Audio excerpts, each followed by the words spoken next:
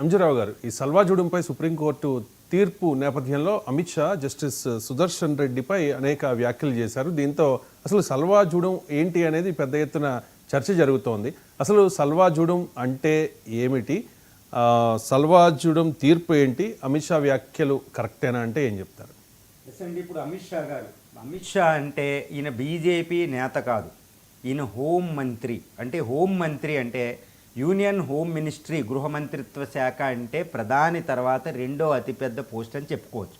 యాక్చువల్గా చెప్పాలంటే హోం మంత్రి డిప్యూటీ ప్రైమ్ మినిస్టర్గా కూడా ఎక్కువ ఉంటూ మనం చూడవచ్చు అనమాట. అంతటి మంచి మంత్రిత్వం, అంటే అంత పెద్ద కాన్స్టిట్యూషనల్, అంత పెద్ద మంత్రిత్వ శాఖలో ఉండి ఇప్పుడు వైస్ ప్రెసిడెంట్ ఎలక్షన్ జరుగుతుంది. అది ఎవరి మధ్య?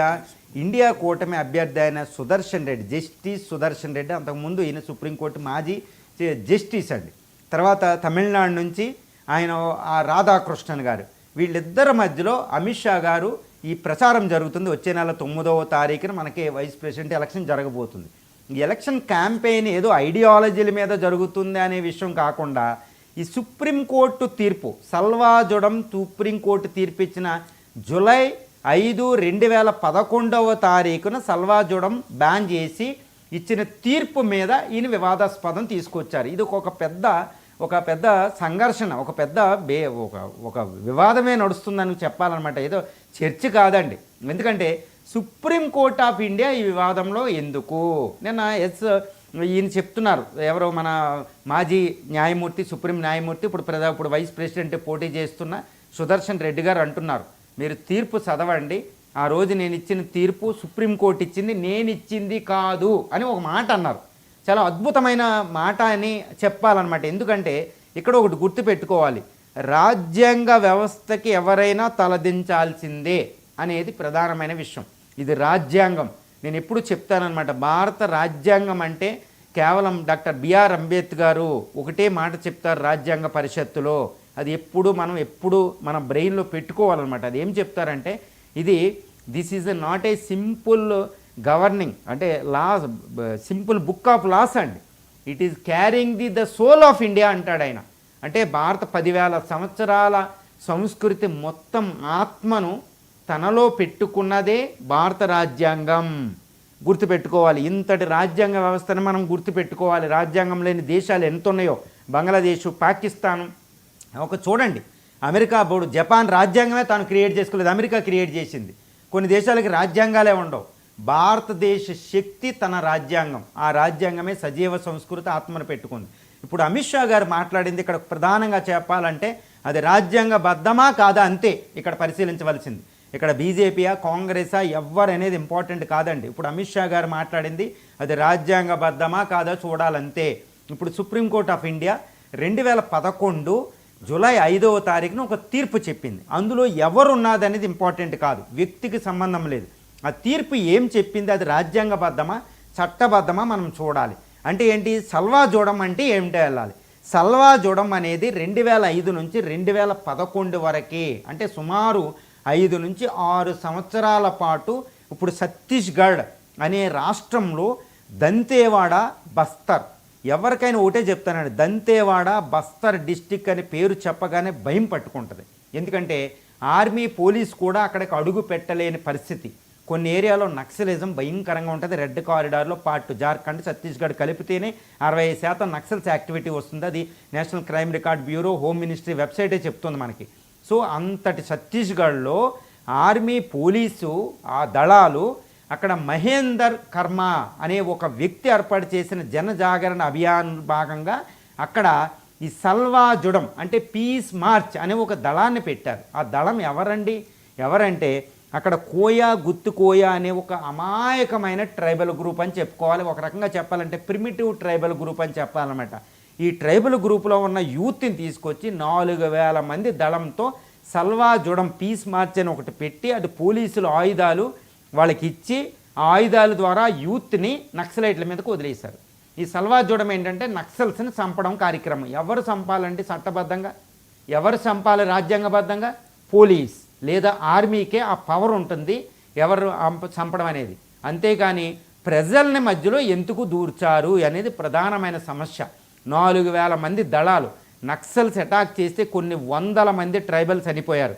ఈ గుత్తు కోయాలని పెడితే 3 లక్షల మంది ఆ ప్రాంతాన్ని ఛత్తీస్గఢ్ బస్తర్ దంతేవాడ డిస్టిక్ను వదిలేసి ఇటు సరౌండింగ్ స్టేట్స్ అయిన ఇటు ఒడిస్సా, ఆంధ్రప్రదేశ్, తెలంగాణ స్టేట్లో దాక్కున్నారు. ఇప్పటికీ గుత్తు కోయలు ఆంధ్రప్రదేశ్లో ఈస్ట్ గోదావరి ఇక్కడ నుంచి ఆ తర్వాత ఖమ్మం, ఇప్పుడు పూర్వపు ఖమ్మం, వరంగల్ ఈ జిల్లాల్లో అడవి ప్రాంతాల్లో గుత్తు కోయలు ఇప్పటికీ ఉంటారు.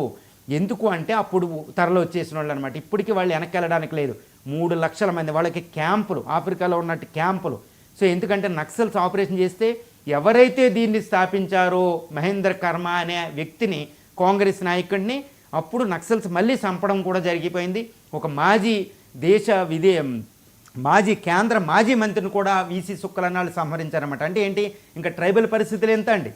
అందువల్ల ఇక్కడ జరిగింది ఏంటంటే రాజ్యాంగబద్ధం కానీ చట్టబద్ధం కానీ వివాదమే ఈ Salwa Judum. International amnesty international, human rights watch అనేవి కూడా ఇవి క్రిటిసైజ్ చేయడం జరిగింది. ఇండియాలో సివిల్ సొసైటీ ఆర్గనైజేషన్ అన్నీ కూడా.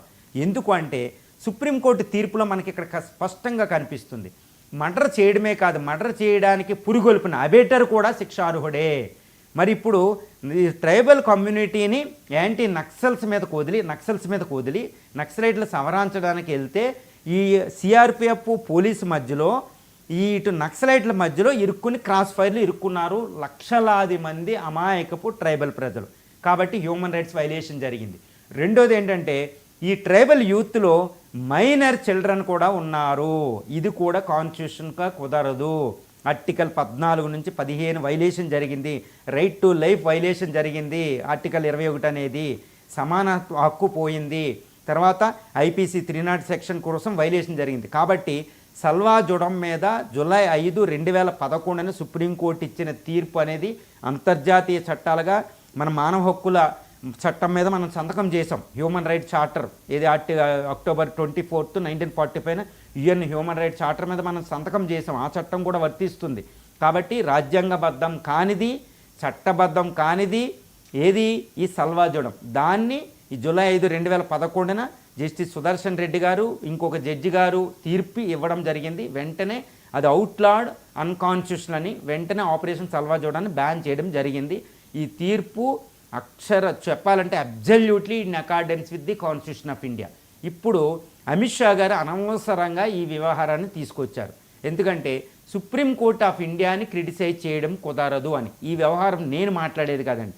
18 మంది జడ్జిలు సుప్రీంకోర్టు, ఒక పాపులర్ అంటే మదన్ మోహన్ లోహర్ అని, అంతకుముందు మాజీ చీఫ్ జస్టిస్గా పనిచేసిన 18 మంది జడ్జిలు ఈరోజు అమిత్ షా గారు ఈ వ్యవహారం తీసుకురావడం తప్పు.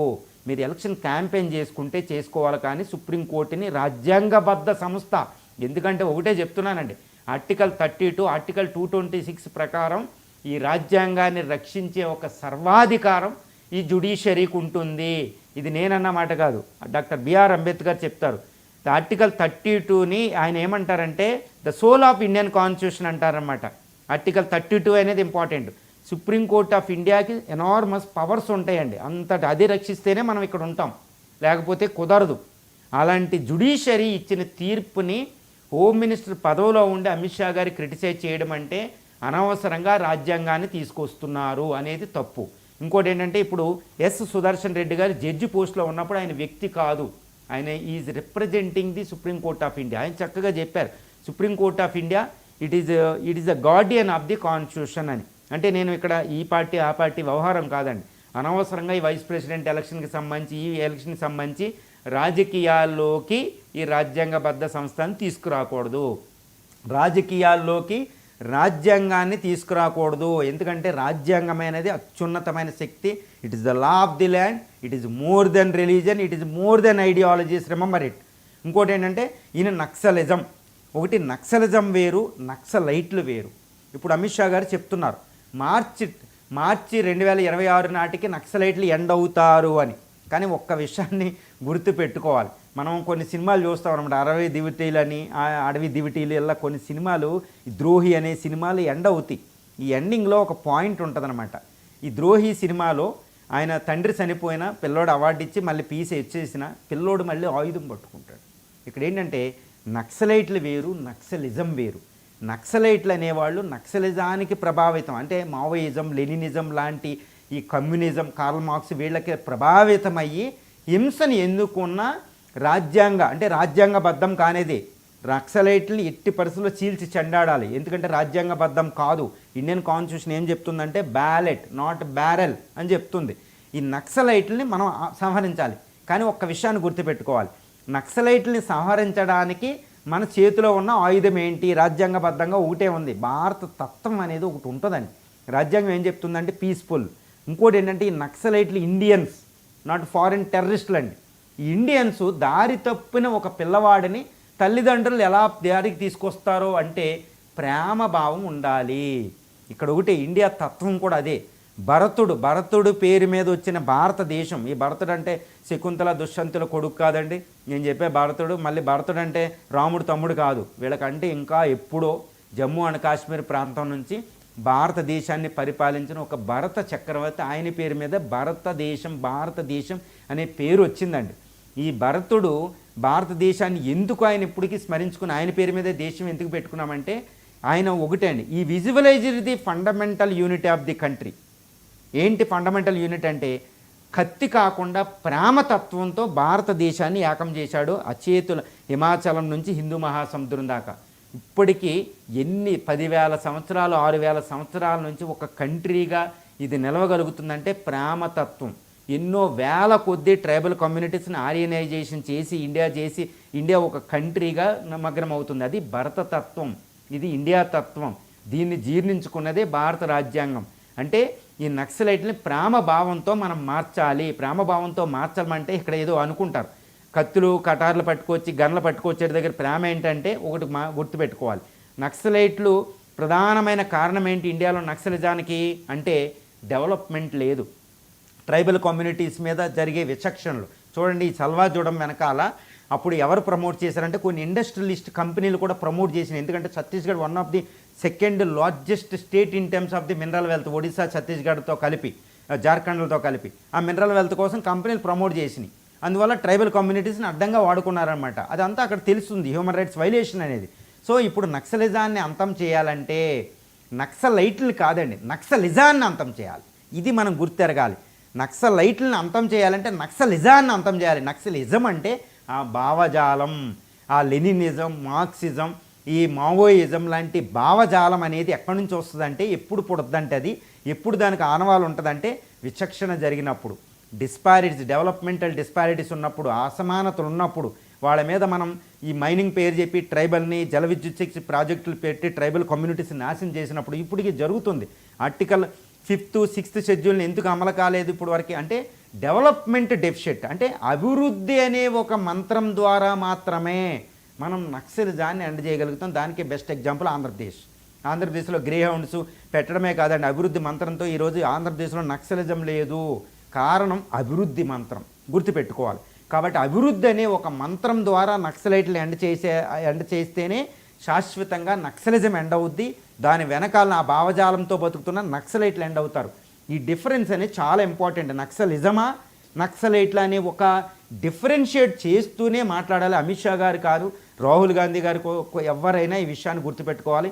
అప్పుడు సల్వాజూడం వెనకాల బీజేపీ ఉంది, కాంగ్రెస్ ఉంది, గుర్తుపెట్టుకోవాలి. బైపార్టిసన్స్ అప్పుడు అన్ని పార్టీలు సల్వాజూడానికి సపోర్ట్ చేసినాయి. కానీ భారత రాజ్యాంగ వ్యవస్థని రక్షిస్తున్న ఏది సుప్రీంకోర్ట్ ఆఫ్ ఇండియా మాత్రం చక్కగా ఈ తీర్పుని సమర్థించవలసింది. ఈ తీర్పుని మనం ఎవ్వరు కూడా విమర్శించడానికి వీలు లేదు. ఎందుకంటే Supreme Court of India is the ultimate authority to protect the constitution of India, to protect the human rights, to protect the various article 32, 220. కాబట్టి ఈ తీర్పు వ్యవహారాన్ని ఈ వైస్ ప్రెసిడెంట్ కాదు ఏ రాజకీయాల్లో ఉపయోగించుకోకపోవడమే ఉత్తమం అనేది అందరి అభిప్రాయం అండి.